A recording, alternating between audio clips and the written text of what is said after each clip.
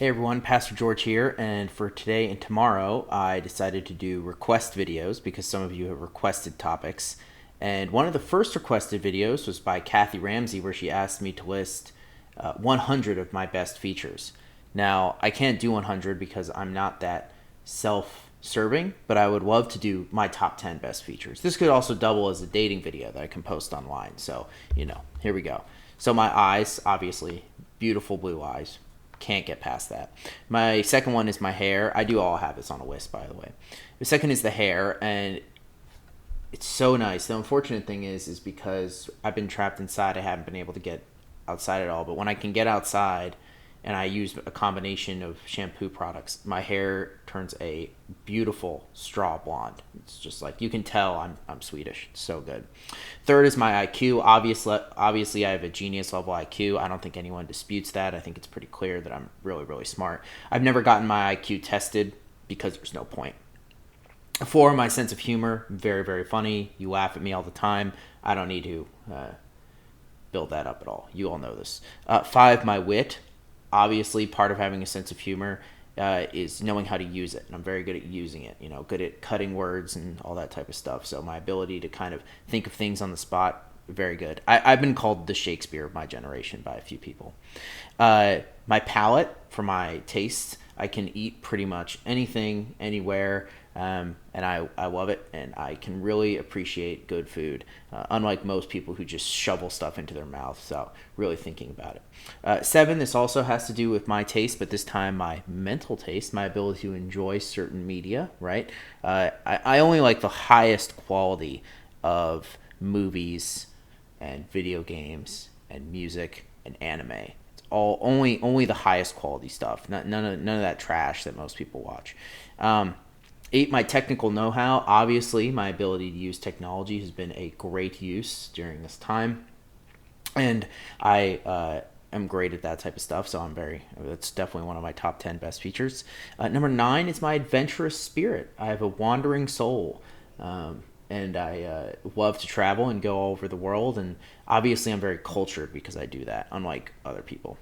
And lastly is my height. Now, a lot of people like to make fun of me for being 5'7", but little do they know that when they make fun of someone for being 5'7", they're actually making fun of Jesus Christ, who was on, as the Bible explains, was most likely average for his time, looked average, all that type of stuff, because never really remarks about how he looks.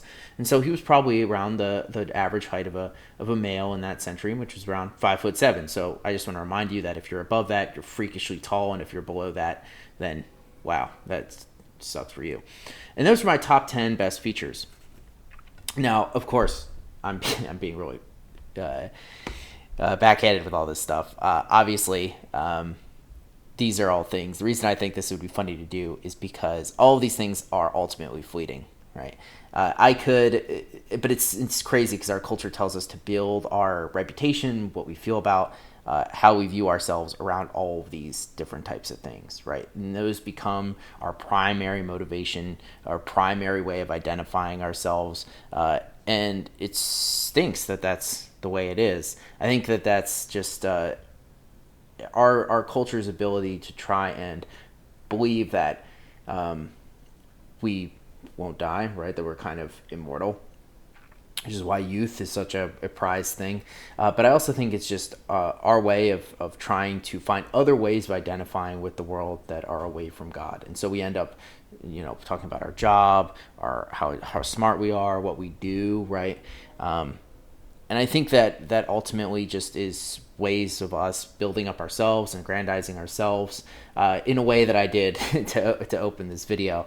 And so I think we need to be really, really careful about the way we speak about ourselves and engaging with people, and trying to tell people that a lot of these things that you put your identity in are not going to be things that really matter to God, right? All that matters to God is whether or not you believe in Jesus Christ.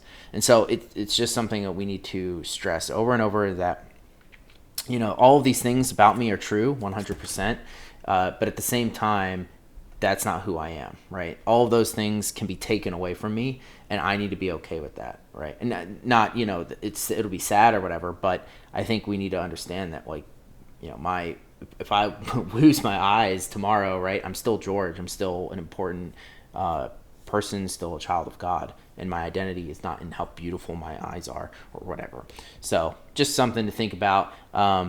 That's request video number 1. Request video number 2 is coming tomorrow. So I will see you guys then.